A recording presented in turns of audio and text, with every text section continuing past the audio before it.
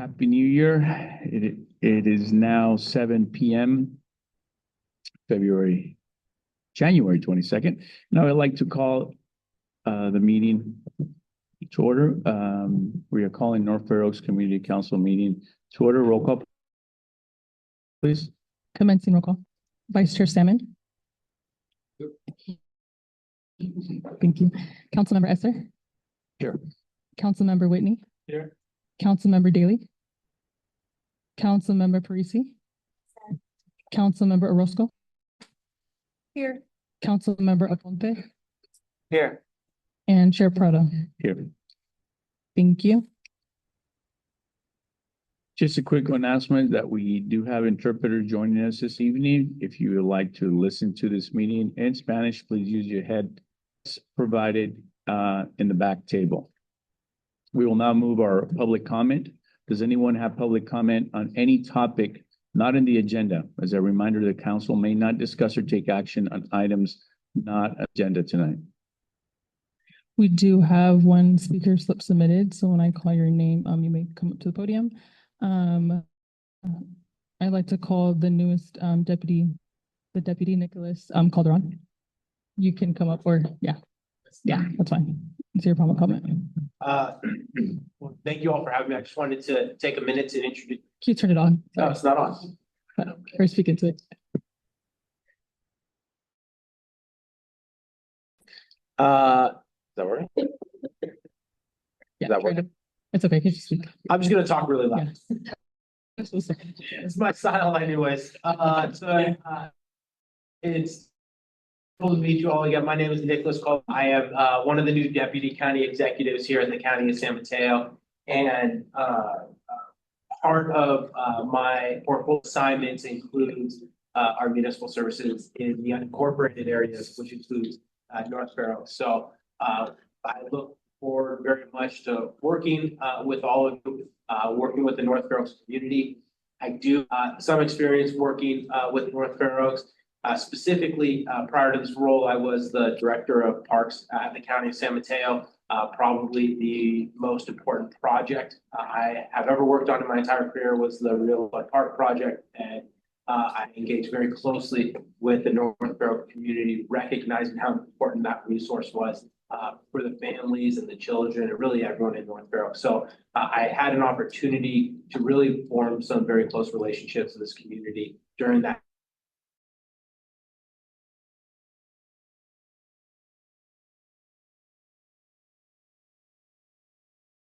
Really special community, and I love the opportunity I've had working with the community, and so I will be fairly new to the North Fair Oaks Community Council. I have mostly with advisory councils in the past, though, so I have no doubt.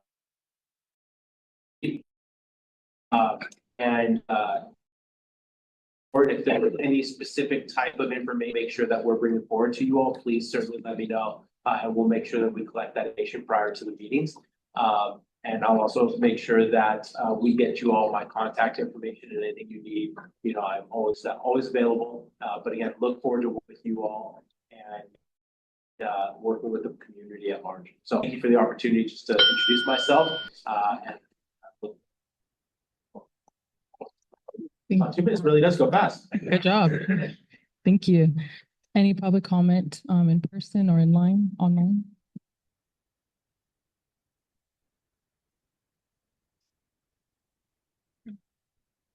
Nope. Back to you, Chair. No more public comment. Great, thank you. Can I get a motion to approve agenda? So moved. You got a second from George? Same. Aye. Aye. Everybody, aye. Okay, we will now move on to our first item of the agenda, presentations from the Sheriff's Office and California Highway Patrol. Welcome, gentlemen. Good evening. Pardon me, and lady. I said gentlemen, but and lady. I'm Frank Del Porto, and this is Sergeant Lillian Tashiro. She's our sergeant in charge of the community engagement unit. So she'll be talking a little bit about community engagement here in just a few minutes. I have a quick announcement that I was recently promoted to assistant sheriff. So unfortunately, I won't. So we will have a new captain. We are going through the testing process. I'll make sure that it's somebody that's fantastic. But it should be by the end of February. And Captain Etchelbarn, yeah, with the California Highway Patrol, he's been here a few times already. Go to the next slide.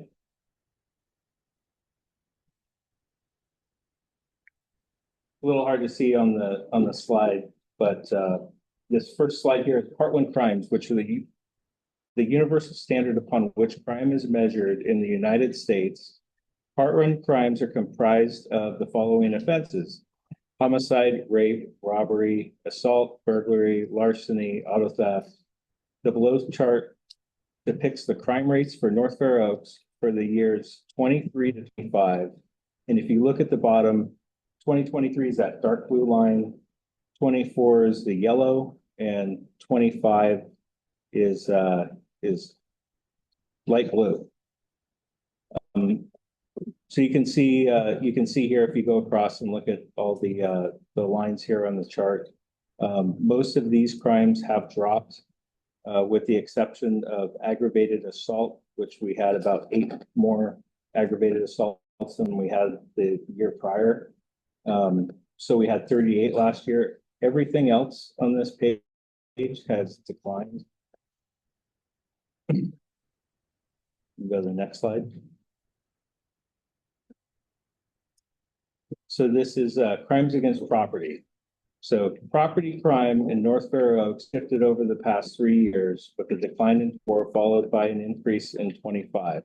The most frequent reported offenses in 25 include burglary, theft from a motor vehicle, larceny, and stolen property. So we did have a uptick in burglaries last year.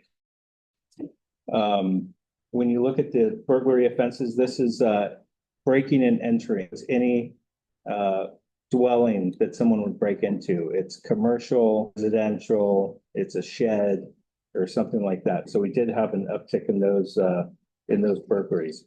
All of these crimes we're reporting now are, we use a new system called NIBRS, which I've heard about, but it's a national incident-based reporting system.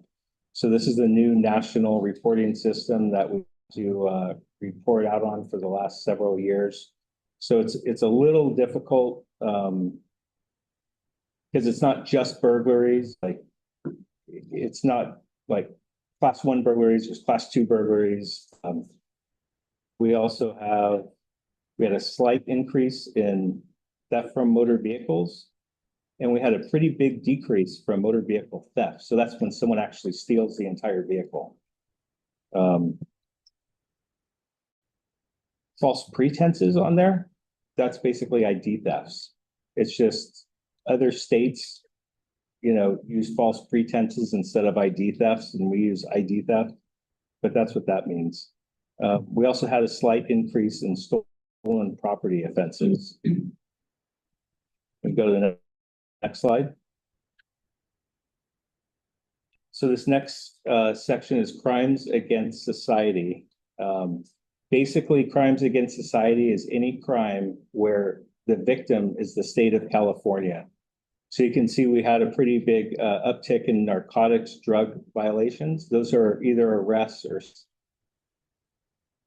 same with drug. If you look at the graph on the right, it says drug equipment violations. That's like drug paraphernalia is what that means. So these are all cites and arrests for drug paraphernalia. Go to the next slide.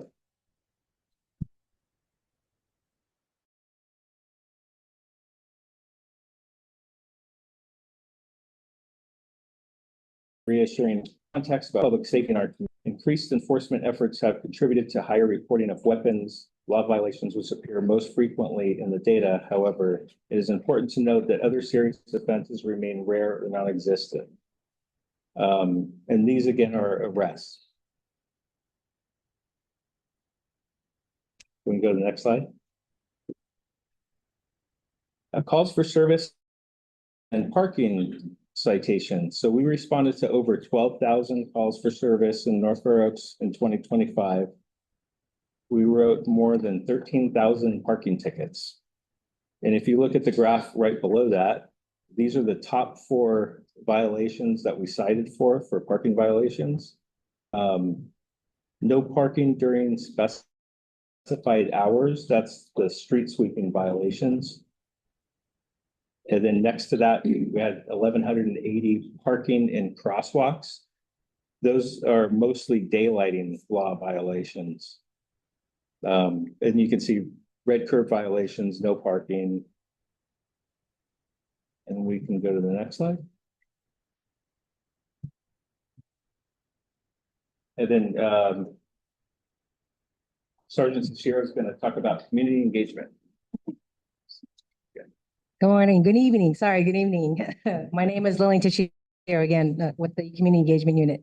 I did work with County, Deputy County Executive Nicholas Calderon in that flood park, realizing flood park, and it was a pretty long hill, but now the North Fair Oaks community has an opportunity to bring kids over there, and it's a pretty awesome park. So we're in good hands with him helping out in the North Fair Oaks community. I'm going to talk to a little bit about what the community engagement is in the sheriff office and what we do with the North Fair Oaks community. In general, our community engagement unit has school resource deputies, CARE-ON, which is an adult program, and partnership with SAL, which is a nonprofit.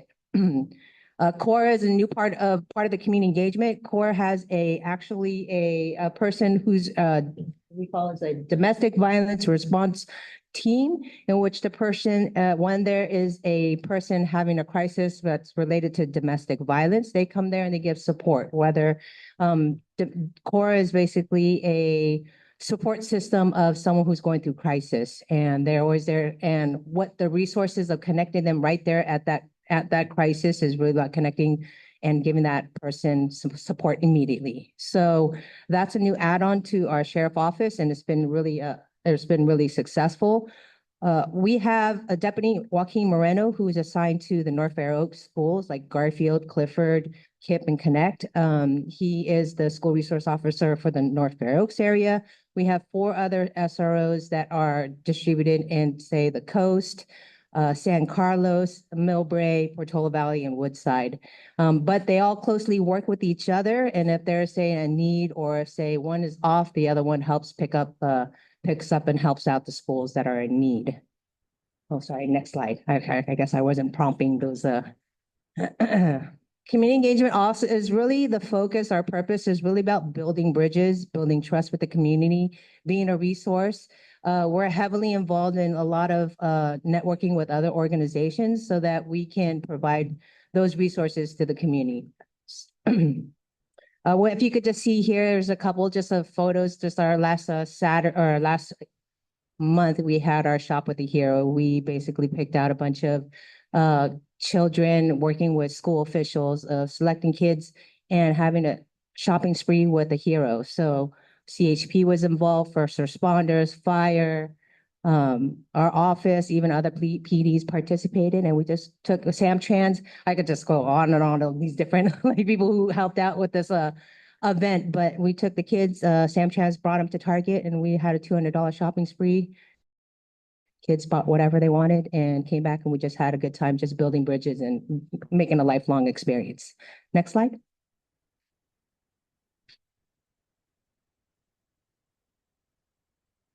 So this is a 2-part. So SAL is a Sheriff Activities League. It's a nonprofit organization. It provides youth programs, and their 3 focus areas are leadership, mentoring, health and wellness, academic achievement, and a 4th is building the bond between deputies and youth.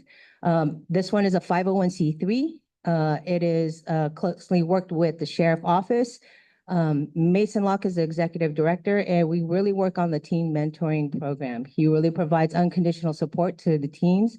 He not only supports kids in the North Fair Oaks, but we have kids that are coming from that go programming in the coast. We also serve Redwood City proper for the kids over there. So we really don't turn any of the kids around, whether North Fair Oaks or Redwood City. Karen is for adult programs. So we have Jose Luis, who's our program director. He, again, we really wanted to bring resources to the community. This all generated a start of like when there was a high crime years back about the fear of reporting crime to law enforcement. And our efforts was really about strengthening the relationship with the community by offering programs. We've had community academies. We have one gearing up at KIP, is a parent project, which is a 12-week parent project to help parents navigate through parenting with a partnership with BHRS. And so that's a 12-week program. And I'm excited because this year is about being purposeful. What we are trying to do is having an adult safe space for them, and we're going to have weekly programs for them. So we're really going to start bringing resources for them. So really, it's like Sheriff Activity League bring the youth programs, and Karen will bring the adult programs. Next slide. Or was that the last slide? Oh. Oh, yeah, I know.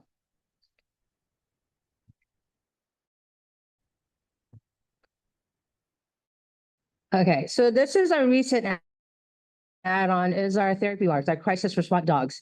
They're all golden doodles. We have 3. Danielle Martinez serves like the North Fair Oaks and the Portola Valley Woodside.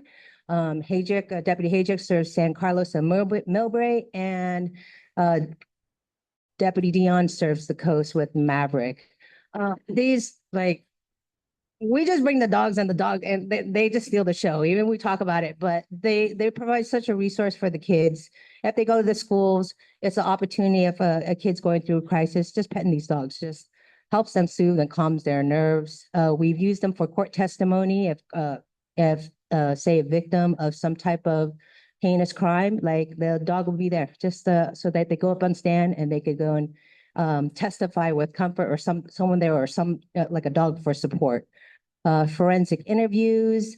We've done hospital visits. We've done a variety, and we've gone to like even to the county buildings to just give some people some, mental relief. We've gone to schools. We even will bring them to your work if you feel like you wanted to, bring it and show it to your work and just give it helps.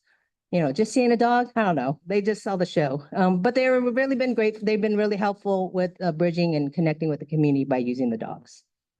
So that's all for me. If you any questions for me about community engagement?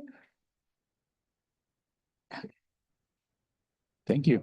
Thank you very much. And then any questions for me about the crime stats? Before we. Council members? Yes. George? Not the crime stats specifically, but more so on North Fair Oaks, the police substation that we have here, the sheriff's substation. Yes. I heard a rumor that may be closing. Is that still happening? No, we're gonna keep it. Yeah, When the new sheriff came in, that was the first conversation I had with him. And told him how important it was to have the substation on Middlefield Road, so we're gonna stay there. And then we also have 2 sites. Caron moved to the other location on Broadway. So now we're gonna figure out what to do with the other side. This is very interesting. Yeah. Has there been, how many officers, Commissioner, currently have? Is there gonna be an uptick in additional support? So right now we have 12. So basically 3 on each team. So as far as an uptick, I don't believe so. It would just, we need more positions and it costs a lot of money. So. No, it's good to know. Thank you. Yeah. We have Kathleen. You're next. Describe simple assault. What is that? It's like an assault and battery, like just if somebody struck another person, there's no major injury. Just neighbors quarreling in any category? Well, what do you mean by quarreling? So, let's say neighbors get into a confrontation with a neighbor about parking. Right, but there's no crime committed or anything There's like no that. crime committed. No, so we would typically, if it got to the point where it's like, hey, we need to write a report on this, we would write an incident report. It's not a crime report, Okay. and those aren't static. I mean, I could get those stats, But just like a simple incident report, there's no crime committed. So that wouldn't be reported through NIBRS. I was curious, the breaking and entering, was that, more commercial or residential? Is there certain sections of North Fair Oaks that might get more of that happening than others? Is it broken down? It is broken down. We have crime analysts and we use a system where we actually map everything out. And then once a week we meet and we'll look at where certain crimes are being committed, not only North Fair Oaks, but all over our area. And then we pass that information along to the deputies so they know where to do targeted enforcement and especially the time frame, you know, when these things are happening. Right, okay. And, on the parking citations, be able to collect on all 13,000? I don't know. I was actually pretty surprised when I saw that number and Yeah. I went back myself. We looked again and it was 13,000 citations. So And that's just parking and then, enforcement, traffic enforcement would be a CHP. yeah, so you know, I did not include our traffic enforcement citations, which I should have. Because we do enforce traffic laws also, but it's not our primary function. But next time I'll definitely do that, or I'll have whoever replaces me add that stat. Because it's important. I mean, CHP writes a lot of citations. We also write citations. Yeah. We had had a conversation before and we let him speak about Fair Oaks Avenue and we put a sign up for a while and. And we had a car out there for a while, so we needed it. But yeah, But we'll talk about that later. So thank you. You guys are absolutely. doing great work. Thank you. The SAL program, I know some of the kiddos and it's such an awesome. Is funding happening again with the changeover and executive director? Is that? We are actively looking for grants, or the executive director is looking for grants, to obviously continue funding and supporting, you know, and grow. Yeah. So we are actively looking for grants. If you have any, obviously, I would love to share that information with the executive director. Yeah, no, it's a great program. Both of them are great. programs, So thanks. Yeah. Council Member Parisi. Frank, I just wanted to say, I remember when you first came here and introduced yourself to us, maybe a year or so ago when you joined. Almost 2 years. 2 years. Oh, well, I'm like, it was like last year. But thank you so much for your service and sticking with us. I know this was a really tricky time in the sheriff's department, and I really appreciate your service and also your commitment to finding somebody to really care about North Fair Oaks. And congratulations on your promotion. Thank you so much. I appreciate it. Council Member Orozco. Yeah, I wanted to ask if domestic violence, where is it, under what category, and in the future, do you plan to have it? No, it actually is covered. I'd have to.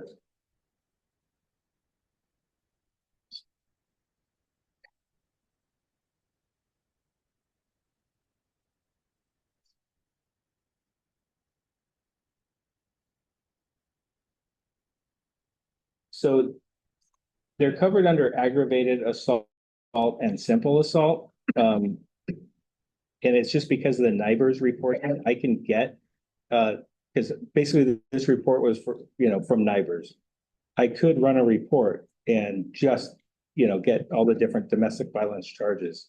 Because there actually are several different domestic violence charges that I can pull. That would be useful, and I think a note for us in the future would be nice to invite Cora, the organization you mentioned, because they have really great services. They've done survivors of domestic violence. And my other question was, what's the age range when it comes to narcotics? Are they usually younger people, older? Do you have the age range for that? I would have to pull those stats. But I would assume they're sort of all age ranges. Thank you. Council Member Aponte. So my question has to do in regards to parked in crosswalk. I think you mentioned that's the daylighting law, right? I would, daylighting law falls within that section, as far as neighbors go. So I can't say all 1,180 of them are daylighting. I would say 90% of them are daylighting. So was it enforced the whole year? Was there a grace period? There was a grace period. We had a grace period for quite a while. I think it was 4 to 6 months. We had some community meetings about that. We put out a lot of flyers. So I think we did it in Redwood City. We were on the same track as Redwood City Police Department. So we kind of teamed up with Redwood City and we were on the same, we started citing the same day. Is that the one where? You have to 1 be, feet away, we changed the, yeah, we're not gonna paint the crosswalks as people, just. I would love to. It just makes And more sense. yeah, I think it's a cost thing. It's up to DPW.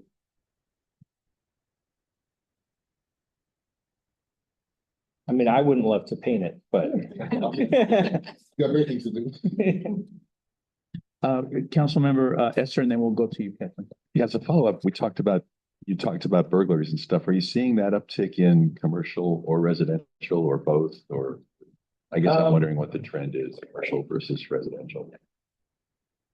I think here it's more of a uptick in commercial. There's other areas where we have been getting hit with more residential burglaries over the last year. In all of the jurisdictions that I have here in headquarters. So like Portola Valley, Woodside, West Menlo Park, West Selby, Emerald Hills. So we have been seeing an uptick. And as far as the traffic citations are concerned, I mean, that's a huge commitment of head on part of the sheriff's department to be writing that many tickets. Is there anything we can do as a council, the county can do to help you out in terms of reducing the number of citations that you have to write? Is there an education thing? What's your best idea as far as reducing the number of? So I think part of the reason why it's a lot higher is because we switched over to this system called Turbo Data, that they're those electronic ticket writers that are CS, and we have 2 full CSOs, and that's pretty much their job is to write tickets. But they can crank those out pretty quick. Where before it would take a while to hand write an entire ticket. These take a picture of the car, they get the license plate, puts all the information down in the citation, they print it out. But this has the no parking during specified hours or the street sweeping. That's been an issue for a long time. I know Menlo Park changed their laws and it's been a while now, I think back in the 90s. So in certain areas in Menlo Park, you can't park on the street after like 10 o'clock at night, I think it is, without a permit. You have to have a permit. I don't know if that would work here or not, but that's an idea. Okay, well, thank you very much. Thank you. Councilmember Kathleen? Talk about parking at this point because there's a bunch of reasons why citations happen in North Carolina. That could be holiday event. I walked around interviewing residents and talked to them. What's the #1 challenge that you see living in North Fair Oaks, this area? Overwhelmingly parking. And I work at KIP. And there are 100 teachers and 40 parking spaces. It's a $60 ticket if you park.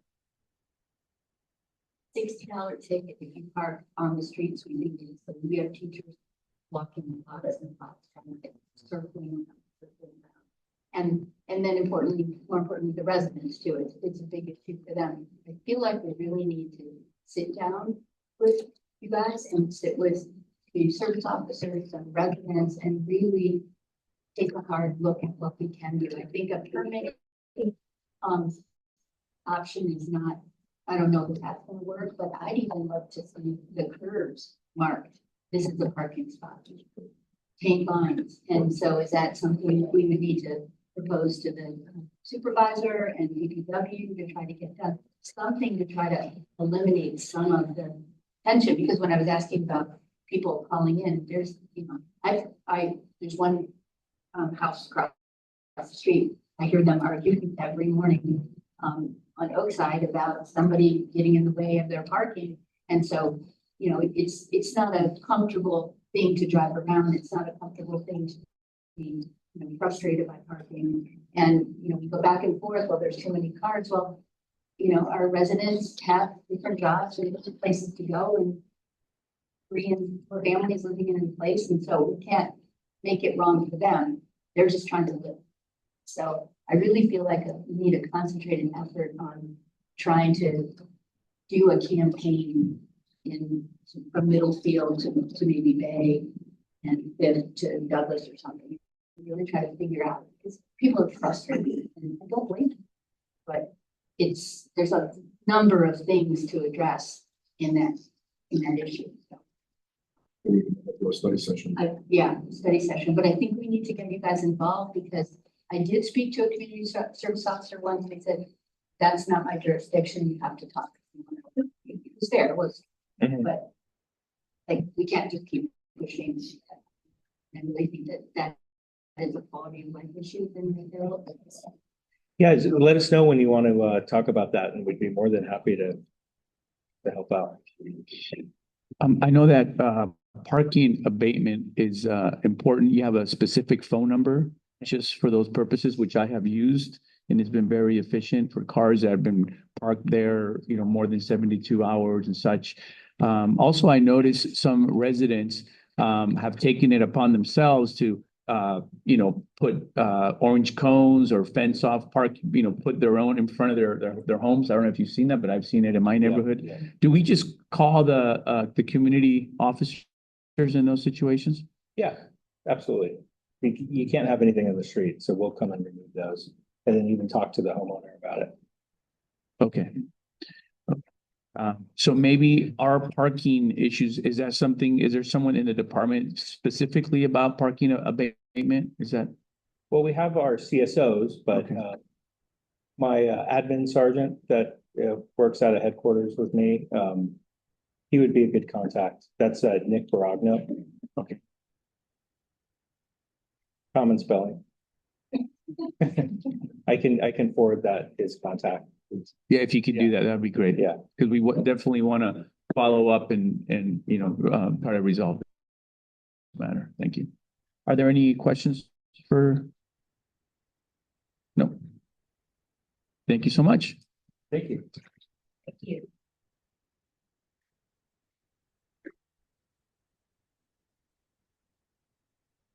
Good evening, everybody. Good evening.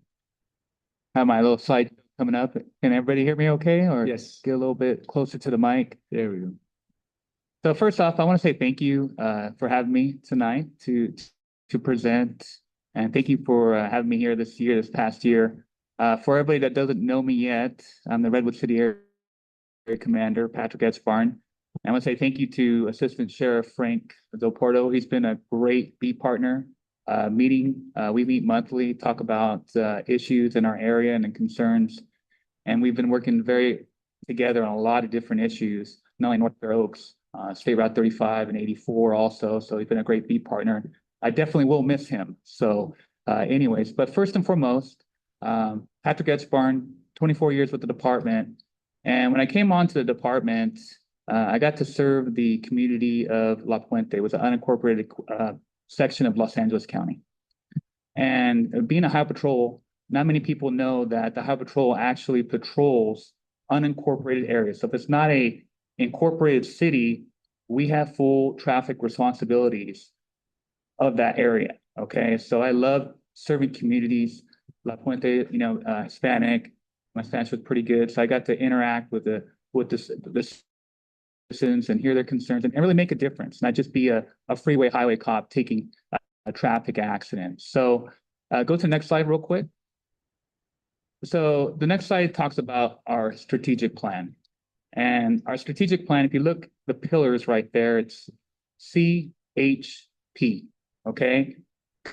Into a safe California, but H is really important to me. They're all important to me, but honoring our commitments to the community that we serve. And we serve the state of California through the freeways and enforcement and education, but we serve the North Fair Oaks community because we have responsibilities because it's an unincorporated area of San Mateo County. So it's very extremely important to me. And so getting a game plan together, starting in July, we put 2 officers who have about 3 years of experience in this area, and they're dedicated each and every day, Monday through Fridays, and sometimes on weekends, to patrol these areas, North Fair Oaks, State Route 3584. They go to State Route 1 also. So that's my dedication since July. And our statistics and enforcement obviously went significantly up.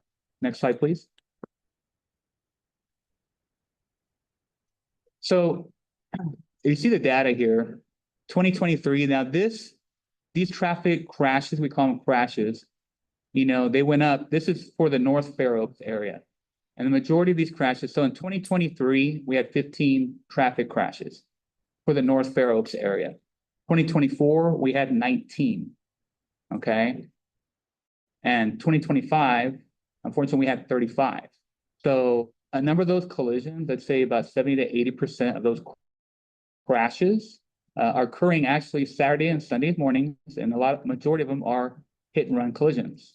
My guess would be that Friday and Saturday nights, they might have been drinking a little too much and they leave their car, crash usually against a parked car. So there's no fatality crashes among those 35 crashes. So ultimately, we're judged as a department, I'm judged as a commander on how many lives that we can save, in my area, Redwood City area.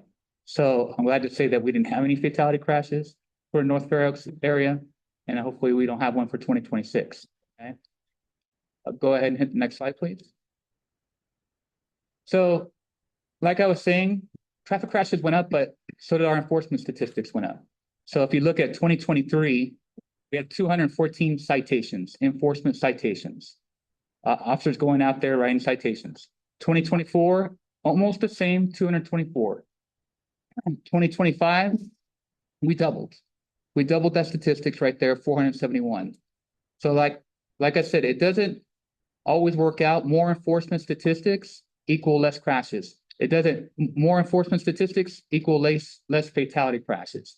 Like I said, it's a part of not only enforcement aspect, but the educational aspect that we have to educate the public, usually a lot through social media. That's the biggest platform that we have to make a difference. Not only education informed like this, but educating through social media platforms is, I think, a key moving forward to my vision. I'll talk about my vision in the next slide. You had a question real quick? I think you already answered. The question was going to be, what do you think the uptick in 2025 to be almost double? It sounded like it could be potentially more enforcement.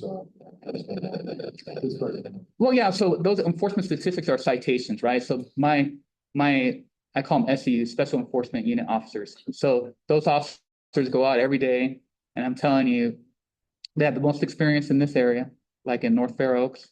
I know they made a lot of contacts with neighbors with them and great interaction. That's what I want, because not only is it nice, but to know, hey, that car's been out there for a little while.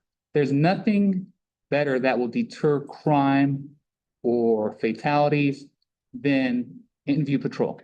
I've been on this job 24 years. Nothing beats better than a cop being out there patrolling the neighborhood. Okay, we can have enforcement through speed radars by Caltrans. There's a lot of great technology out there. I'm not saying that there's not a need for that, but like I said, when you have a black and white out there patrolling the neighborhood, it makes a difference. So go ahead, next slide, please. So I talked about my vision, right? And then obviously I think everybody, I put these people out here for a reason. Obviously you got Ray Mueller at the top, County Board Supervisor, working with him closely on the State Route 3584 problems. To the lower left is Diane Pappen, 21st District, Congressional District, working with her right now on e-bike enforcement. I have a big presentation next week, next Saturday, in front of legislators and a couple of other members regarding e-bikes. That's a whole nother issue. So I want to tackle here actually too in this North Fair Oaks area. And obviously Mark Berman also, so I've been working closely with the key contacts, right? Because that's where ultimately the highest power, the legislative power that we have, and working closely with them, okay? So my vision is to, first off, by mid-year, hopefully my statistics. So Redwood City is on the peninsula, obviously, but we have two major events coming up. One's the Super Bowl, and another one is called the World Cup, okay? So our commissioner's office basically gave San Francisco, Redwood City, and San Jose CHP more officers for those events. And I said, thank you very much. I will use those officers to my ability. So by mid-year, I'm hoping by May, I'm going to implement my first cop officer. So community-oriented police officer, hopefully for the North Fair Oaks area. Now, I do want to target certain enforcement. I love hearing the idea of parking enforcement, working collaboratively with San Mateo County Sheriff's Office on that issue. We got some great ideas, painted curbs, County Public Works. We tackle a problem. You know, if you're working here, you deserve to park here, right? So, you know, I love to work collaboratively and fix that issue. So hopefully by June, July, I'll have another dedicated officer to this area, okay? Second off, at least conduct 3 educational and enforcement details in conjunction with San Mateo County Sheriff's Office. We just did one last weekend for Martin Luther King Jr. weekend, very, very successful. Knock on wood, we didn't have one call of service actually for that whole weekend, to my knowledge. And that's unheard of with all the Ricky racers that come up there on that weekend. So it just goes to show you, when you have that message out, we put a big social media message out there, it works. And we had a lot of units out there, NV Patrol. They weren't writing all tickets, but they're out there. And then lastly, working with my key contacts, County Board of Supervisors, congressionals, and that goes back to my e-bikes enforcements. I have a passion, I say right now, about e-bikes. They're a growing concern for me. I just saw one blow my doors off at about 30 miles per hour. But that'll be, like I said, for my community officer to go out there, make a difference, educate these kids, because these kids don't know the laws. There's a lot of different laws when it comes to e-bikes, certain classes, certain miles per hour, endorsements.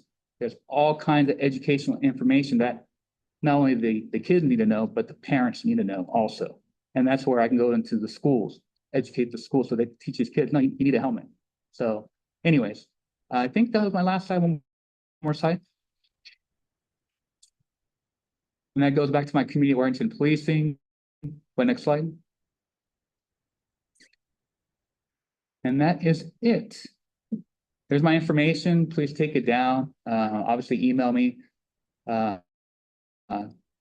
Main phone number to the CHP Redwood City area office. And thank you. I'll take any questions right now. Council members, do we have any? Okay. Yeah, I know the commitment. I remember when you were here the last time, you were short officers, so I appreciate you getting another person. And I know you guys are doing what you can with limited amount of people on the street.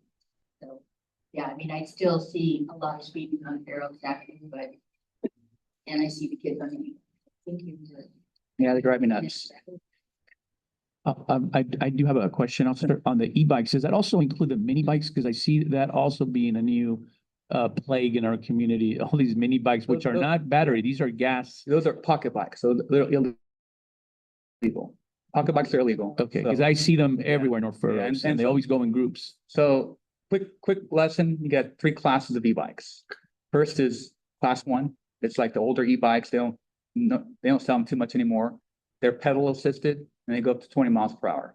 Okay. Yeah. Class 2, they don't need to be pedally assisted. They have a throttle and you can go up to 20. So a lot of these kids, you don't see them pedaling and they're just cruising around. That's usually class 2. A class 3 will go up to 28 miles per hour, pedal assisted. So 28 miles. So now you're getting into higher mileage, higher concerns, obviously the impact. So anything over 20 and a 750 watts. So if there's anything over 750 watts, they're not considered an e-bike anymore. So a lot of companies, you go to Amazon, I pulled over this kid today. yeah, it goes 30 miles per hour. Well, guess what? Anything over 28, it's not a bike no more, not an e-bike. It's now a moped. Anything over 30, it's a motorcycle now. So now, do you have a helmet, DOT helmet? So all of that goes into play. And a lot of legislative, like I said, this is a hot ticket right now. And there's more laws going into place. Like I could have towed that kid's bike today, and like I said, for 48 hours, the mom has to come back up. Now I can cite the mom also for letting her son without a helmet and all that stuff. So the laws are getting tougher, but I can't just do it alone. I have to educate, like I said, the schools, the community of these laws so we can prevent this from happening. It's not just the enforcement aspect, we have to educate also. Are there any other questions by council members? Nope. Okay. Thank you so much sir, All right. for your presentation. Thank you.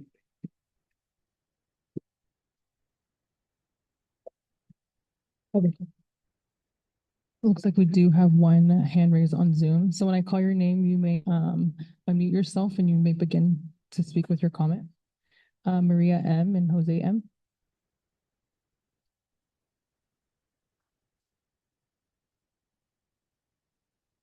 You may begin with your public comment.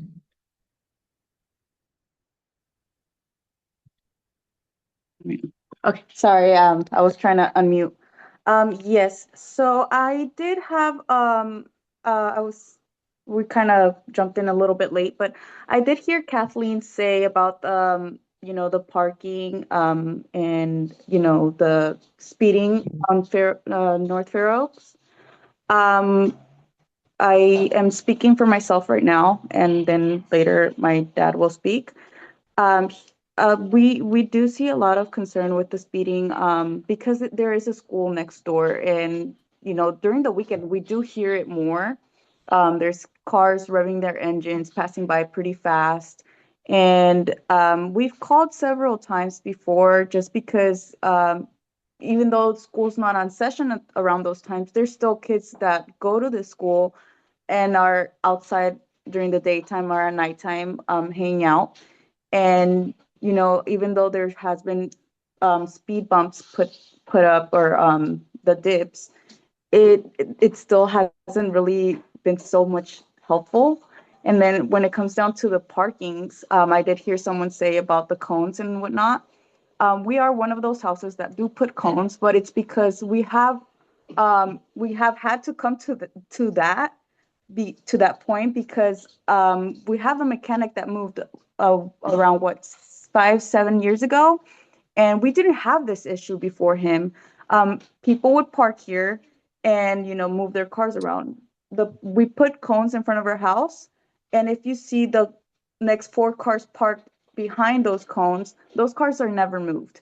Those cars are moved when it comes down to the end of the month because it's time for the street sweeping, and then those cars come back to get parked at that area again. So there's no parking for other people that actually live here or that work at the school because the mechanic has those parking spots taken. And now my dad's gonna speak. This is Jose Marino. I live for over 24 years right here. I never had that kind of problem. This mechanic moved to seven years ago. He used this street for business. This is not business street.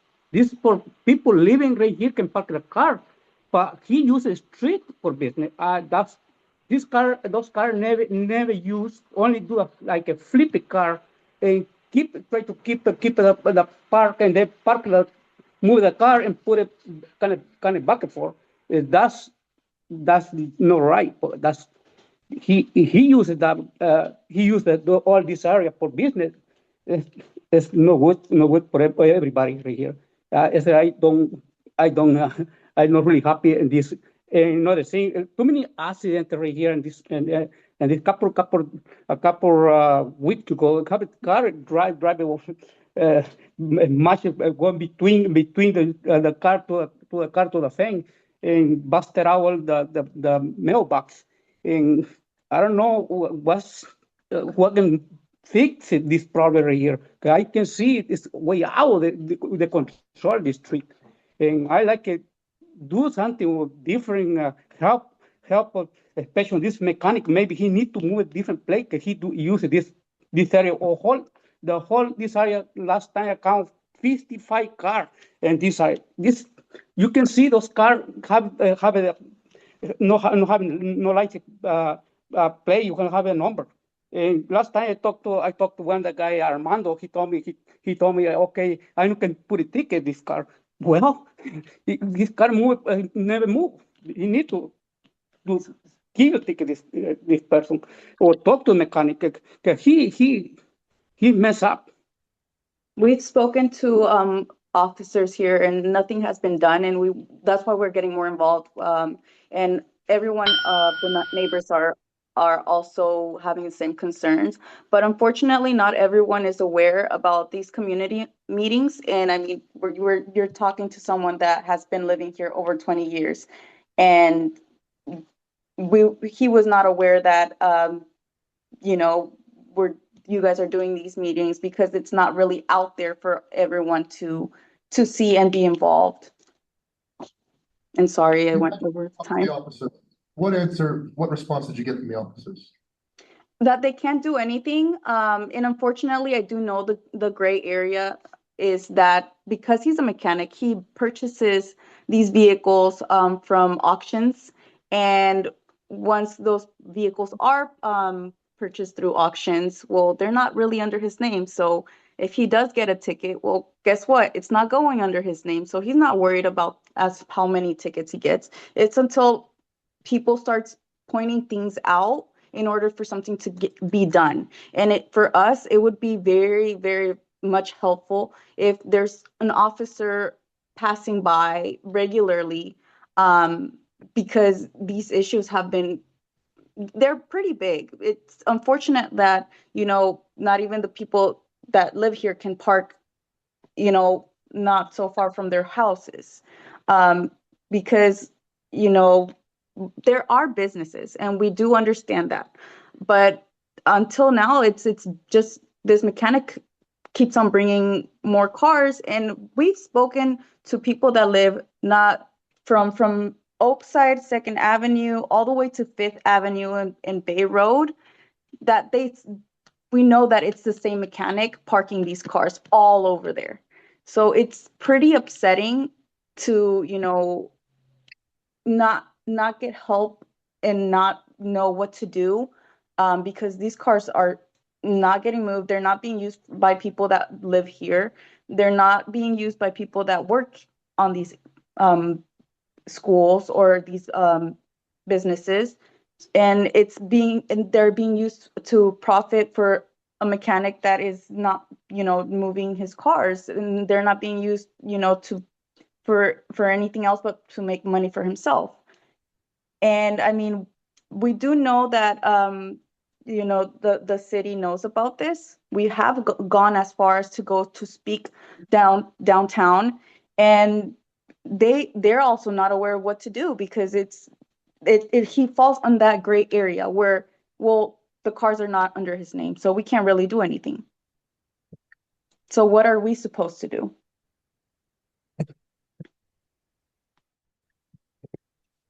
Are there any other, yes, Councilman? This is, I think, more for you, Connie, or maybe even Deputy County Attorney or Executive. I'm very curious about the restrictions. I also live in an area in unincorporated North Fair Oaks, and I feel your pain, darling girl, and your father's, where there are commercial businesses on the top of the street and they park in front of residential houses. And I don't have curbs. It sounds like they do. But I've always been curious about how you create commercial versus residential parking and how you enforce that.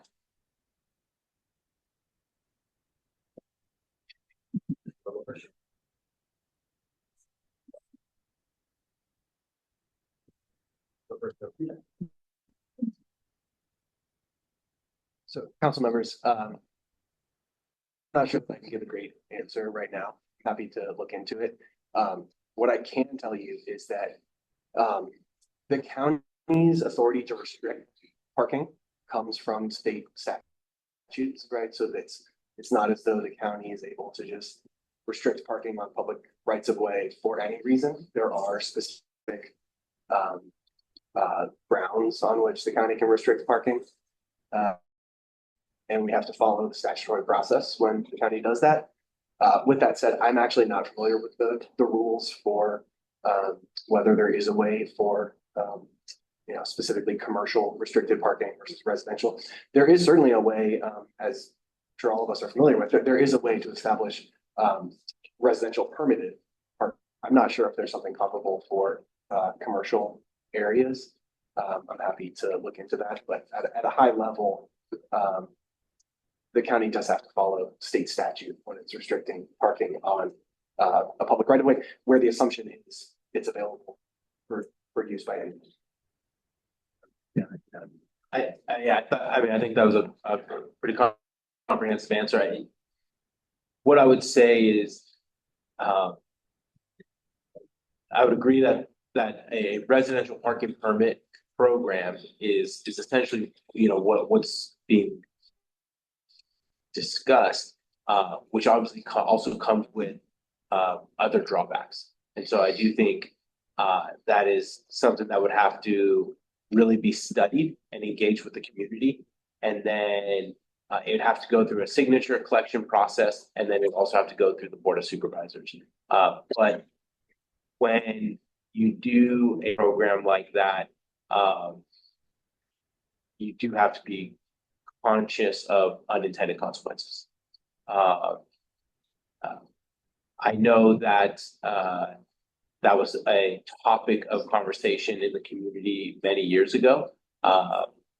And it was something that at the time the community was not in favor of for a variety of reasons. So I do think if that's something that the council is interested in, it's something that I would advise there'd be a lot of engagement with the community first. Thank you for that. Just to clarify, the attorney spoke obviously, but it's 72 hours of continuous parking. Anything exceeding 72 hours of continuous parking, you're now violating. So I've had issues in my street regarding this, and the community officers will come and mark the car. They'll cite the car, put a ticket if it's not moved after that, but it is 72 hours of continuous parking in the same spot. Only because I walk by every morning, I've seen cars there for weeks that haven't been moved.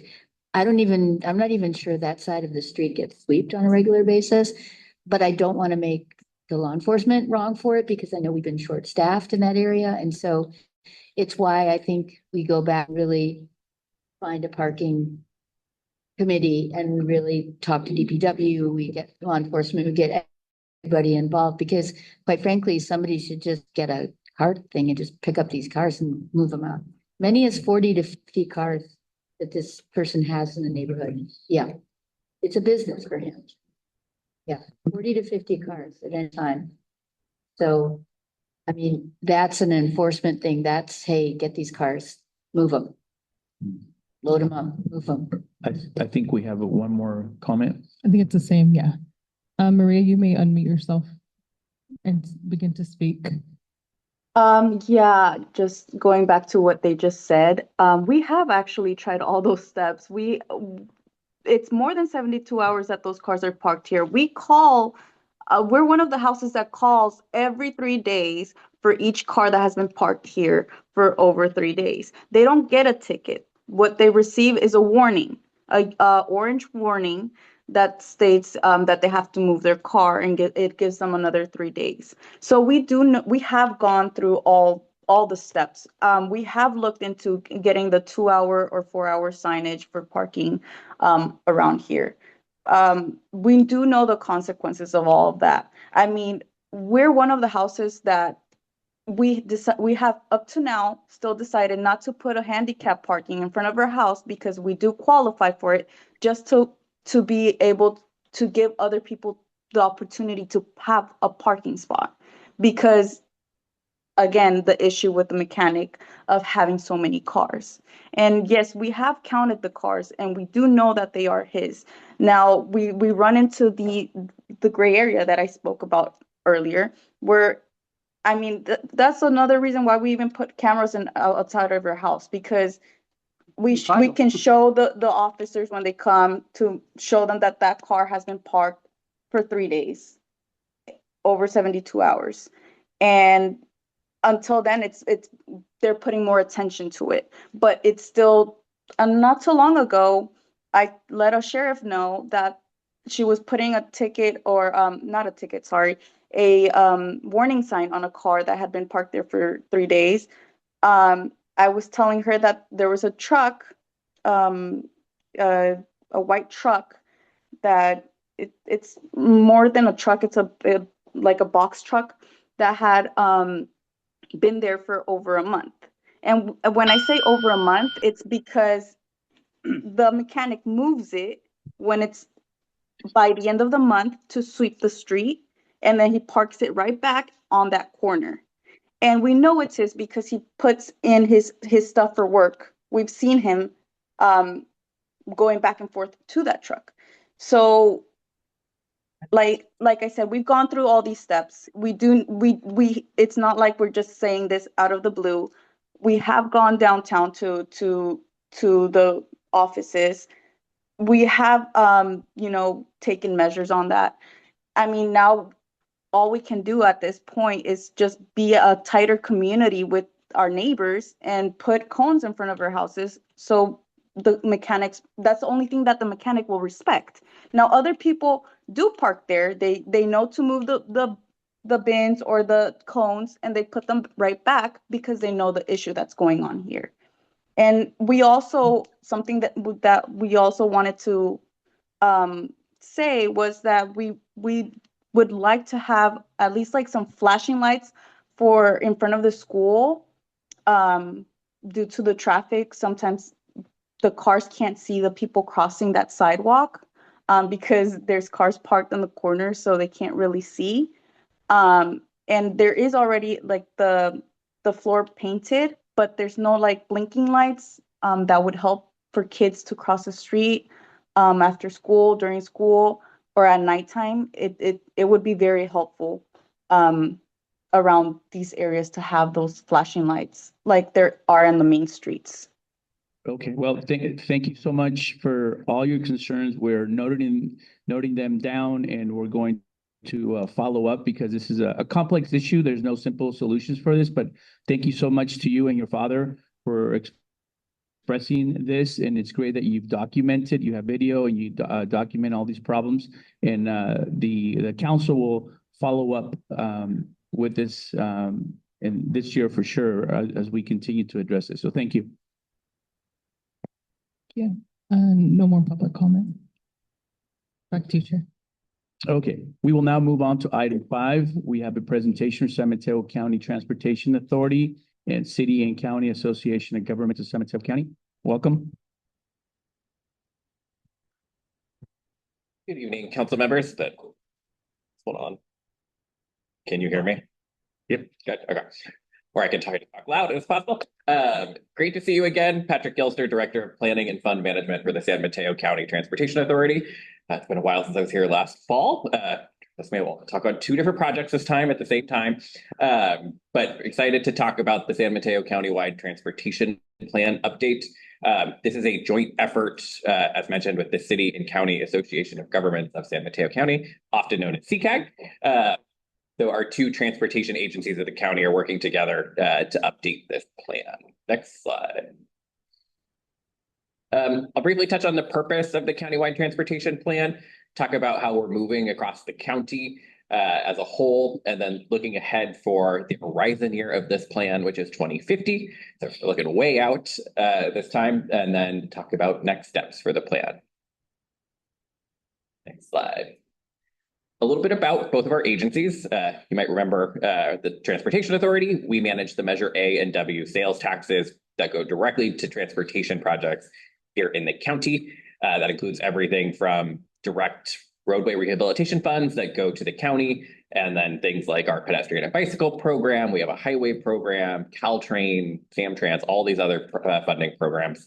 And then our sister agency, CCAG, they provide the policy oversight of the county's transportation realm. Think of it that way. They then get the federal funds that come down as well. So we manage the local county funds and they manage the federal trickle down funds. And together, we work together to make sure we're seamlessly integrating all of those. Ultimately, this plan is actually a CCAG document. So Supervisor Gaucher does sit on the CCAG board. And so she'll be very interested in hearing all of your opinions as well, talking to her about this. But ultimately, we're here to support CCAG in this. They have their own separate meeting that's happening tonight, so they can't be here. But Jeffrey LeCap from CCAG is my co-project manager of this as well.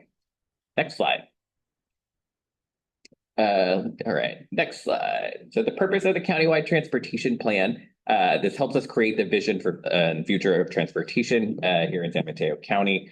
It helps our agencies set our priorities and really helps us guide our funding decisions. So think of this as like, what are the policies that help CCAG and the Transportation Authority when we're making funding trade-offs and decisions in our evaluation criteria, when we're looking at grants that are coming into us. This also helps us identify what are those major projects that we're actually going to tell the Metropolitan Transportation Commission, so the 9 Bay Area Oversight Committee, of what projects our county is interested in. So it's not just the county's projects, but it's Samtrans, Caltrain, the San Francisco Bay Ferry, BART, all of our different transportation elements of the county, what projects we really want to see. And we're not think of these as more of the larger projects, so the Dumbarton corridor type projects, as opposed to a small neighborhood bicycle project or something. Those have kind of program categories in this that are catch-alls. Next slide. The easiest way I like to talk about this is it's really an umbrella plan. So it's all of the different plans we have in the county, the other plans I've been out here talking to you all about. So the South County Multimodal Corridor Plan and our Active 101 plan that we chatted about in the fall. All of those different things actually kind of wrap up into this. So all this plan kind of then sets the overarching framework that everything else kind of fits into. So it's our highest level, most general type of plan when we talk about transportation across the county. But it does help us on a policy level talk about our congestion monitoring plan for the county, the CCAG active transportation plan, which aggregates the counties and all of the cities' different bicycle pedestrian plans, Caltrain's plans, our Transportation Authority plan, and many others like the Reimagined Samtrans. Next slide. I forgot to mention, we haven't, but I'll be relevant to this slide. The last time we updated this plan was 2017. So a lot has changed in transportation and travel patterns and mobility since 2017, especially with things like COVID and return to work. But since then, we've actually completed a lot of pretty major projects as a county, anything from the 101 Express Lanes project to the Caltrain electrification project, the 101 Smart Corridor project, which is all the informational signs that guide you on and off the freeway if there are crashes, things like that. So we have the major projects, but if we go to the next slide, we've also done a whole lot of smaller projects. Like I mentioned, those kind of the University Avenue overcrossing that the Transportation Authority helps get funded in East Palo Alto, to the city of San Carlos Avenue with new bikeways, and the Complete the Gap project for the county. And then next slide. So we're just at the very start of this process. I know it says fall, but we've actually extended that, so make sure to get to everyone. We're going to every transportation committee across the county for all of the cities and all the counties. So I've gotten to say this a lot, but we're actually towards the end of our stuff. So certainly last but not least by any means, wanted to make sure for the county to come to all of the different community councils as well to get your input on this plan. Since this new vision is helping us guide all of these major plans and what we're looking at for 2050. So we're at the very start defining our vision and goals for the county transportation plan. We're taking everything we've heard from a whole host of different planning efforts for the last 5 years, everything we know you've already helped comment on, especially for our team, and then taking that, comparing that to all the feedback from all of those committees, and then we'll be developing those goals, action strategies later this winter. And then hopefully generating our project list with all of our from the cities and the county and the transit agencies, and then drafting the plan at the end of the year. So fairly quick for a large scale plan. The major key outcomes for this effort in particular, when we have started asking folks, how did they the last CTP? They said, what is that? So one of the things we wanted to talk about with this one is actually simplifying it, making it a little bit more practical, making sure we're addressing equity in this. That's been a lot of things that have changed since 2017. So we're creating a consolidated definition of what it means for equity for transportation that will be applied for not only CCAG funding, but our funding, what Samtrans can use, what Caltrans can use. So we're all speaking same voice and metric. Bless you. And then measuring progress is a big one. The last plan had 45 different metrics to monitor, which is a lot. And so we're actually looking at how do we narrow that down to actually what is already being monitored so we can actually report more frequently on that as well. Next slide. I'll touch briefly throughout this. I'll kind of go quick through some of these, but these are kind of the overarching. We know, as I mentioned, we've heard a lot over the last few years on a whole host of different major studies. These are only a snapshot of the ones we were taking feedback from, but it's everything from the Metropolitan Transportation Commission's Plan Bay Area to Reimagine Samtrans, our transportation authority, multimodal one, to the community-based transportation plans, active transportation plans, Caltrain documents, all of these different things, aggregating all of the feedback and community input from those. Our consultants are having a fun time with us, doing all that for us. And then we're going to be using that as part of this as well. And so we're taking some trends from those, and we'll talk about them here. Next slide. But quickly, from all of those, we've aggregated about 30,000 different engagement touch points and comments from those that we're going to be integrating into this as well. So to start from ground zero with all of this as well. Next slide. So what we're seeing generally across the county, and I think matches probably what most of us feel, is that drive alone is still our highest amount of commuting to work, followed by carpooling, and then much lower by transit, walking, and biking. And I think that's just a makeup of how a lot of our county is built up now. But we know that's slated to potentially change with different growth patterns in the county. We focus a lot on commute to work because that is what is measured in the census data and the most commonly measured. But it doesn't always tell us other things like other trip purposes, why are people traveling, how much as well.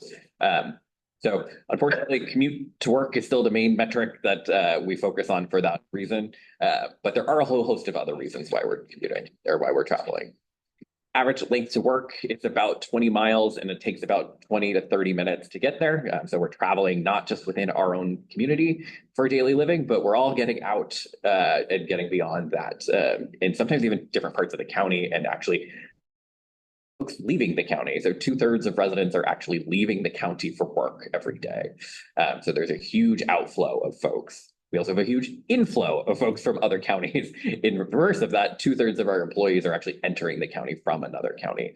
The population has stayed very stagnant in San Mateo County, but our employment growth has actually driven up pretty tremendously.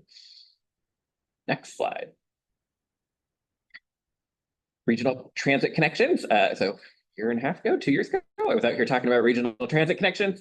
When we were talking about that plan and getting between counties is still a huge issue with what we see on the freeway travel patterns and accessing our major transit.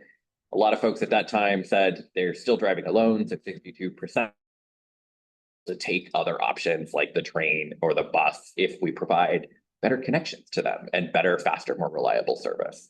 So we got a lot of work ahead of us on that front. Next slide. The backbone of our transportation network here is our roadway network by US 101, Highway 1 on the coast, our major east-west corridors. But we know that there's a grid-like network on the bay side, but on the coast side, it's a lot more spread out. There's different needs on each side of the county. We have a very diverse county, depending on where you are, both from the urban development standpoint and population standpoint as well. Our US 101 is our primary freight corridor as well, with our major hubs for warehousing and light rail. light industrial, near the airport and in parts of Redwood City, especially near the port of Redwood City as well. Next slide. In all of these efforts, and I think comes as no surprise, we still hear traffic congestion as the #1 most requested issue in transportation when we're taking a look at how we can help fix things across the county. That's mainly on the bay side of the county. On the that's on the bay side of the county. On the coast side of the county, we often hear weekend congestion, and emergency access is actually the higher concern for those coastside residents. This is just a sample of different major corridors that have been identified in those efforts, but it's anything from El Camino Real to Highway 1 to Willow Road to University Avenue, all host of different projects in there as well that we've been documenting.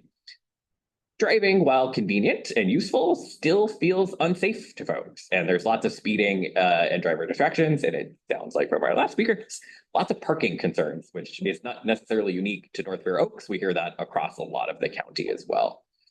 Next slide.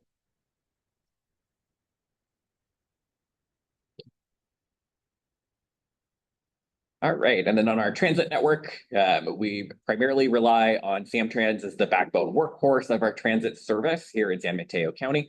Then followed closely by BART, and then WETA, which is the San Francisco Bay Ferry. It stands for Water Emergency Transit Agency, is how they originally started, and then Caltrain as well.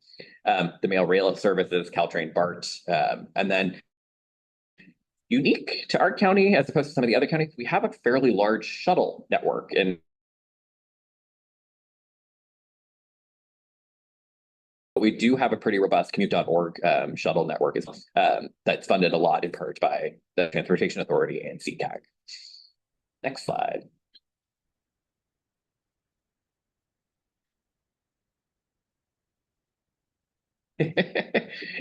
It's okay, it's late.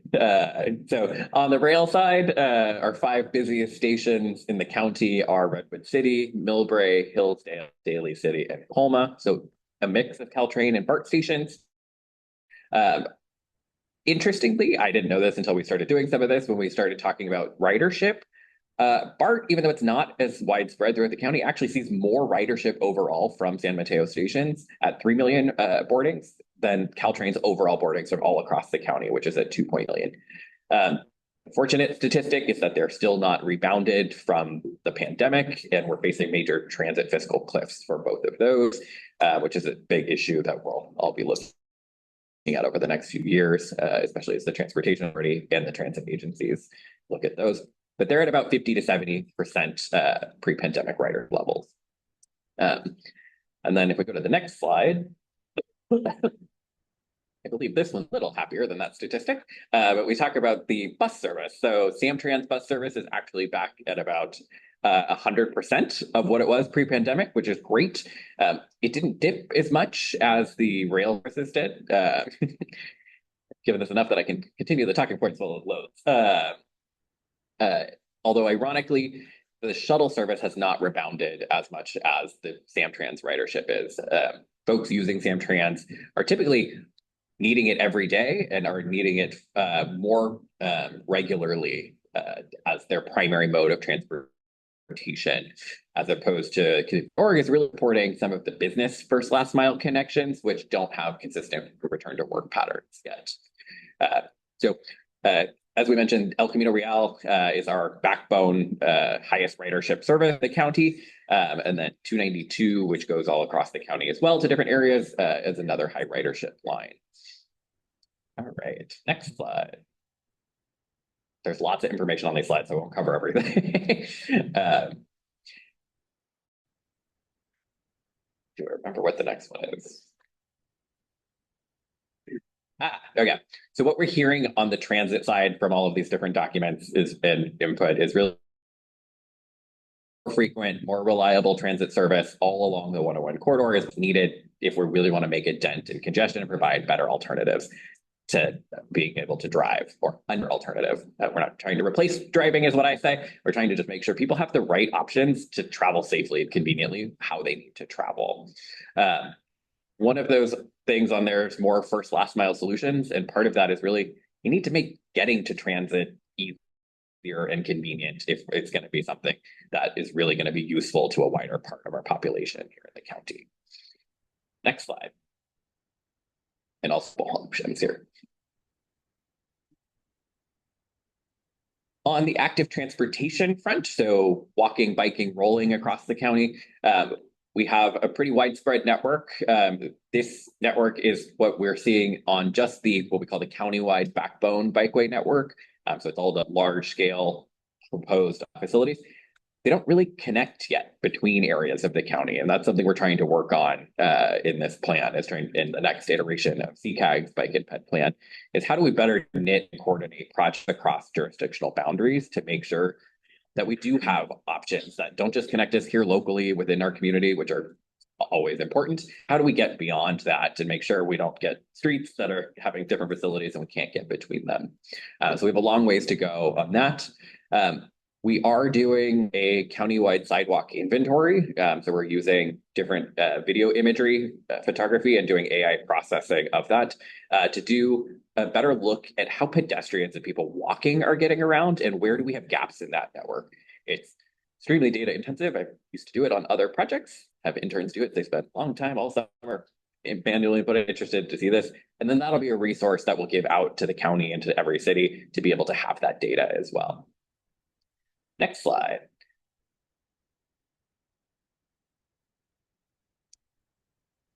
When walking a bike across the county, see and feel, especially at intersections and crossing US 101, are some of the most talked about things in all of those different efforts.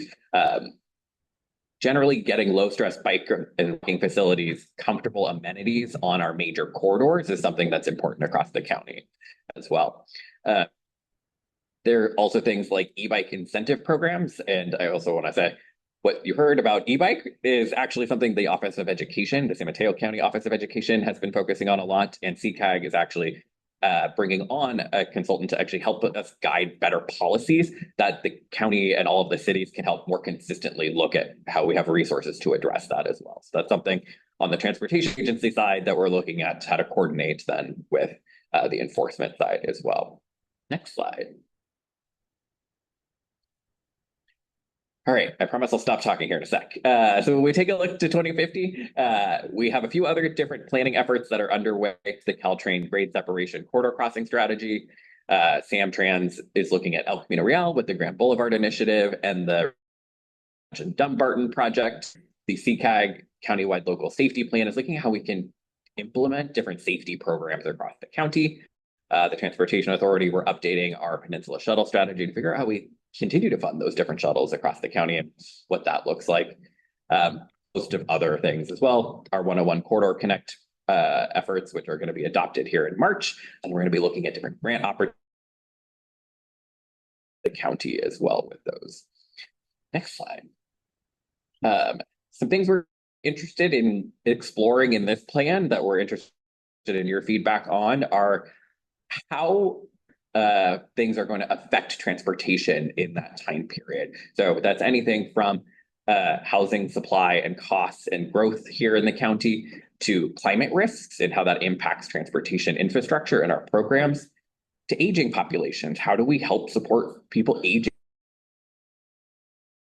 in their homes and stay in their areas and then have the right resources and right infrastructure to support their mobility here in the county? What do e-devices look like and the programs and policies that need to support those? As I mentioned, our transit funding deficit and the ever-present autonomous vehicles. How are they going to help reshape for better what life is like, not just here in San Mateo County, but across the world as well? So in the next slide, I have a few questions for you all to get your input on some of this. That we're interested to hear from you to help us frame what the vision and goals and the high level part of this really looks like. The first one of those is not just focusing on what's bad, but we also want to hear what's been good across the county, what should be celebrated. So what currently works? So from your perspective, what's working well in the transportation system today? This doesn't have to be just about North Fair Oaks. Feel free to give me any information across the county that you see as well. And then key challenges, what are our most critical transportation challenges in the county in your view? underserved areas or specific neighborhoods or populations that you feel aren't served well that we need to focus on with this plan and include in our updated equity focus. And then future needs. I know you all have heard me ask these ones before, but if you had a magic wand, what one project would you like to see implemented? It just helps us guide where people's interests really are across the county. And with that, I will breathe and open it up to you all if you would like to get some feedback on those questions. Thank you very much for that presentation, Patrick. Council members, any questions, comments? Yes, Council Member Aponte. Thank you for the presentation. I believe I'm probably the only one here who actually uses public transportation as their main mode of transportation. So every day I get out, I take the bus from here to the Redwood City transit station, and then the El Camino bus to Belmont, and then a school bus, a high school route all the way to the Highland and Bayfront Park area in San Mateo, City San Mateo. So I believe that's one area that's very underserved. Only bus signs there are for the schools. So I remember during the lunch break, I was walking around the Crystal Springs Village shopping center, and like another elderly person walking around asking like, "Oh, do you know when the next bus is going to stop by?" And I told them like, unfortunately, the only buses that work here are in the morning and in the afternoon for the bus route for the kids. So I think that might answer the underserved. Again, it's the Highland and Baywood Park. I think they're also unincorporated into county.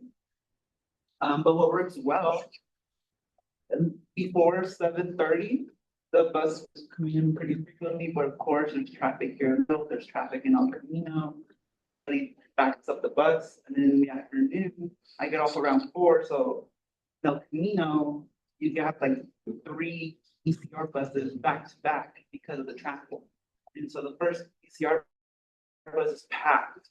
It's full of people, but the 2 behind them, they're empty because they don't know the other 2 are empty. So maybe better scheduling there. And if I had a magic wand, I would extend more all the way over here. Like BART, Caltrain, Samtrans, all of that would just be one system, one agency, instead of having like all these cooks in the kitchen trying to solve the same problem. Thank you. Thank you. Any other council members? Parisi? No. No. Bart Porter. Not Bart Porter, Lake East Palo Alto to Redwood City, get people off the 101. I know it's been, out there forever, but I really think they're missing the boat on that chunk of peninsula that could be well served by getting people stopped along East Palo Alto or so Willow Road, Silmetta, all the residents in the downtown city, linking roads downtown, Alto, in North Fair Oaks. I will say I do walk to work, so I'm really lucky. I love that. But there is a bus along the route that I walk, and in the last 3 years, I've seen the bus twice. So I don't know what, and it's every 10-minute schedule, and I've seen the bus twice. So I don't catch the bus, I don't need to, but there's no bus to speak of. And there's a part of me that believes that we just need to educate the next generation on why they should want better transportation systems. Because we are still Californians that are sparse. And so it feels like we've got to get the next group of young people thinking about not needing a car and getting the support that you guys need to get these projects going. Because I just think California still love our car. But Dunbarton is that to me is, I've listened to the presentation, but it's like, come on, you guys, like even just hammer, concrete over the rail, let people ride a bike. it's just a waste of land. That opposed fixing the DeBarton Rail several years ago. That estimated cost of about $1 billion. They removed the train station. Councilmember Parisi. I thank you for this presentation. Very helpful. I just want to sort of name that I think that sometimes something good also creates other challenges that this council specifically has addressed. So, for instance, with Middlefield Road, taking away some of the parking, making it more pedestrian friendly, adding the bicycle lanes, all of the lights that allow the crossings has really caused a backlog on Middlefield Avenue, which then means other traffic is being diverted on other roads in front of schools. And so I don't have a solution. I'm so sorry. I just want to like flag that It's like not easy, trust me. that sometimes like increasing people's like walkability and bikeability then causes problems in other areas. And anyways, that's all I just wanted to say. I like to say we've dealt with all the low hanging fruit. Yeah. And as a county, I think we have really hard choice again, really big trade-offs that are coming up, especially on our transportation project, like you're saying. Any other council member? Councilmember Aponte. I also wanted to just highlight the commute.org shuttles. Those are very helpful to get from, I think, or here's the Stanford one. The Stanford Norwood City County and Caltrain. Or if I miss the bus here, I can take that one. And then also Shores site that I have. They also connect from Belmont to Redwood Shores, so that's very helpful. I think after COVID, there was one line that they didn't return of it, but I think in the years since, a lot of other community.org lines have been created in other areas of the county. So I just want more people to know about them, because when I do use them, I'm probably the only one there or another person. In the between hours of like 10 to 2, Stanford has their own shuttle that a lot of people are also not aware of it. Those ones are run really smooth. So I encourage everyone in the community to use them. 296 is not a good. And we require commute.org shuttles to be free. Yeah, it's free. And you're referring to Marguerite, right? Yes. Okay, just so we can be clear and the audience knows. Okay, thank you. Any other council? Not related to this. Bit of a parking issue, but we'll talk about it once. Yeah, we'll do. Yeah. Okay, thank you so much, Patrick. Thank you. Thank you as always. Thank you.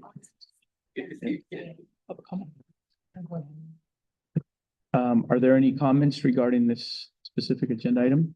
Yes, we do have one hand raised on Zoom. Maria, you may begin your comment whenever you're Hi, ready. thank you. Yes, about the transportation, I feel like we definitely need to look out more for the bikers, scooters, because I have nephews that they ride their e-bikes to school. And we've had to resort to having to actually take them to school ourselves, because there's been instances where there's been aggressive car drivers where I guess they get frustrated because they're also part of the road. And I've had an incident where my nephew came to me and told me he didn't know what to do because he was being followed by a vehicle. He would basically brake check him, and until he made him actually fall out of his e-bike. And he thankfully he didn't hurt himself so bad, but he did scrape his arm pretty badly. So it's, we are trying as a community to, be more walking to school, riding to school, but it's hard when it comes down to traffic and a car is always going to be, faster and bigger than a bike or a scooter. So having at least something to help the kids and letting the community know, to watch out for the bikes, the scooters, the e-bikes, because it's hard to, be a little bit more green and, take a bike or e-bike, scooter, or walk to a store or to a school when, you're more scared of a car because they don't want to share the road. And we also have a problem down on Fifth Avenue and Spring Street where not a lot of cars like to stop. They do a California stop on those stops. And my son almost got hit by a car because we're gonna cross the street and one of the cars decided not to make his full stop. And my son was on his bike and I had my niece on a stroller. So it's scary because, we do try to avoid using our cars as much as we can to walk around our community, but there's, the issues with the cars. So unfortunately, it also comes where there's a lot of traffic because of adding the extra side for the cyclists and, people being, more green and commuting other ways to the stores or whatnot. But I feel like it's a topic that is very necessary with the community and kind of letting everybody know, hey, be more aware, less fatalities. And that would be it for me. Thank you. Thank you, Maria, for that. Very important. Thank you. Last call for public comment. No, back to you, Chair. Thank you. We will now move on to our report out, District 4 report.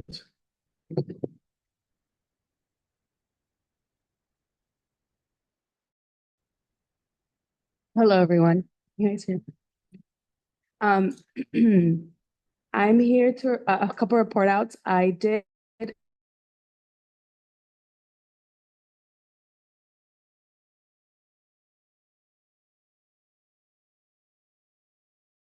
wrapped up our measure district and accepting applications from nonprofits and organizations in District 4. This Saturday, our office is hosting along our arts and culture department an arts listening session at the Economic and Employment Center from 10 to 11 for you to all to attend if able to, but also to spread the word to anyone who wants to give input on what they would like to see this art space to be and look like for the community. Also, a quick update on the minimum wage. Effective January 1st, the minimum wage in San Mateo County increased to $17.95 per hour. I also sent you an email about the county's, San Mateo County's boards, commission, committees, and council recognition dinner that will happen on Wednesday, January 28th. For you all to attend, you do have to RSVP by Monday, January 26th. So if you're going to attend or plan to attend, please do that by then. Also, the Norfolk Oaks community, the Norfolk Oaks Library is under construction. They're renovating a new family restroom. And that started on Tuesday, January 20th. The library is still open during regular hours. We are also continuing to do our NFL business walks. Supervisor Gaucher would like to invite anyone who is interested in joining us to reach out to our office so we can help coordinate a time. You did hear from the CHP captain about Assembly Member Diane Pappen doing an e-bike event, and that'll be on Saturday, January 31st at 10 a.m. at Mills High School Theater, located out 400 Murchison Drive, Mowbray. We have heard a lot from the community about e-bikes being an issue, specifically also e-scooters being used on sidewalks and speed. So if you're interested in learning more about what they're doing at the state legislature, please attend that event. Senator Becker will also be doing an e-bike safety education enforcement and legislation. It's a virtual town hall, and that'll happen Wednesday, January 28th. And if you want more info on that, you can visit his website. And that's all I have for a report out. Thanks, everyone.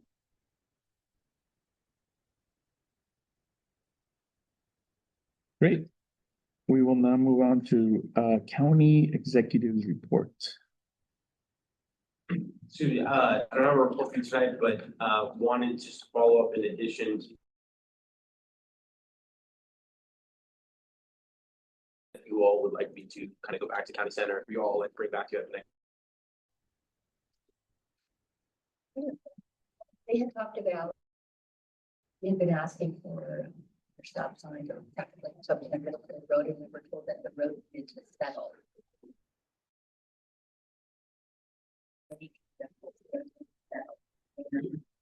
Assume that just meant for time. I would like to know where they're at with it, and you're settling, and they're willing to go back and address it. And you rest for stop signs or flashing lights? We were better crosswalks. Better crosswalks. Yeah, better. Canberra Ponte.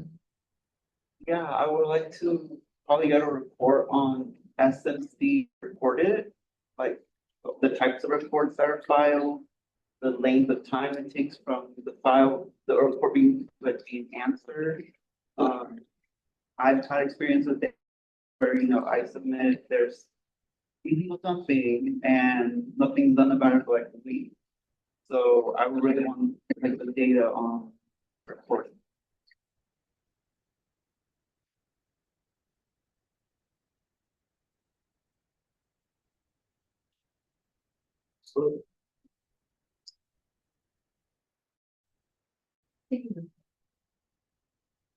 Great.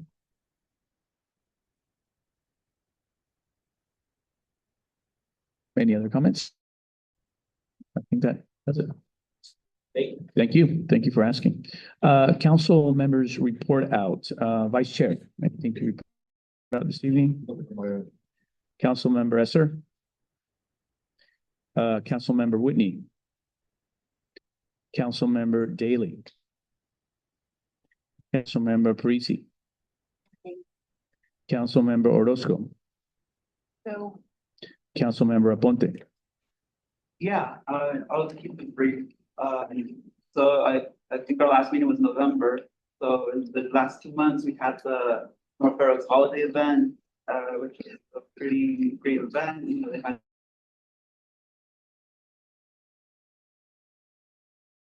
there, and like that's been serving, like everyone was willing to talk to us on their top concerns in the community, and the worker parking was one of them. And we were just trying to get solutions out of them. For me, I can think of Middlefield Road. One of the solutions would be parking meters. During the holiday, I was able to go to the city of Glendale, and their like main street area, they have these parking meters where you just type in your license plate and it charges you, I think, by every 30-minute increment. So I think that would be a solution. But I know the whole equity thing, I heard someone said that that was equity. So, but I think it's worth it to look into. But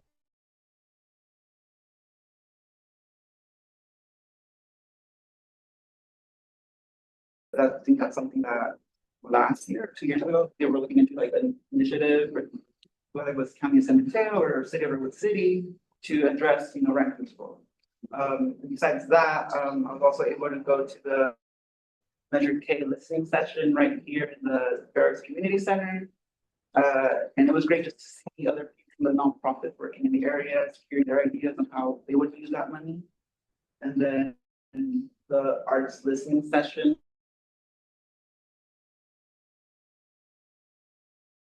I think that building in